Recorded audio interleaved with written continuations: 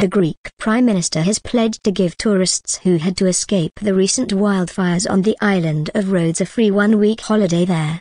Speaking on ITV's Good Morning Britain, Kyriakos Mitsotakis said people could take up the offer in the spring or autumn of 2024. But he did not give details of how the free week could be claimed, or how the scheme would work. More than 20,000 people were evacuated when wildfires broke out in July. Thousands of UK holidaymakers were flown home to the UK. Mr. Mitsotakis said, "Not a single human life was lost in Rhodes, and no injuries were reported. We understand that guests have been inconvenienced, but I am happy to tell you that Rhodes is more welcoming than ever. The island is back to normal." He also referenced the hospitality and support offered by Rhodes residents to stranded holidaymakers, and encouraged people to consider the island as a last-minute holiday destination to give something back to the island.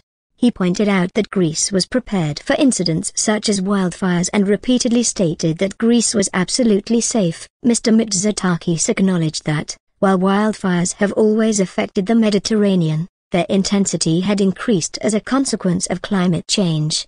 In July, Rhodes battled wildfires fanned by strong winds amid a prolonged and intense heat wave. Many British tourists had to cut short their holidays and return home on repatriation flights. In one instance, an EasyJet pilot flying British tourists to Rhodes even urged passengers to get off the plane before takeoff, as he said it was a bad idea.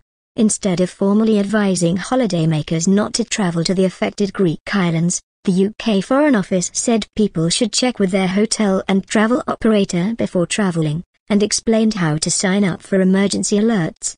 Some Greeks took to social media to share their frustration at Mr. Mitsotakis' initiative. "Greeks may not get to go on vacation, but they will pay for foreigners' vacations," said one user of X, formerly known as Twitter. "Not a single day of paid hotel for the locals, Greeks and immigrants, who lost their homes all over Greece and slept in the ruins," said another. The third said that the wretchedness of compensating tourists while not funding the protection of dwindling flora and fauna goes beyond all limits. There is growing frustration at the Greek government's perceived inaction in the wake of last week's devastating wildfires. On Tuesday night, hundreds of Rhodes residents gathered in front of the island's town hall to demand compensation for livestock breeders and farmers, safeguarding the workers, businesses and homeowners who lost their jobs and properties, and the immediate reforestation of the areas that burned down. A spokesman for opposition party Syriza criticized the PM's offer to pay for evacuated tourists to come back to Rhodes, saying that Mr. Mitsotakis thinks that he will heal the blow suffered by the image of Greek tourism by promising a week's free holiday.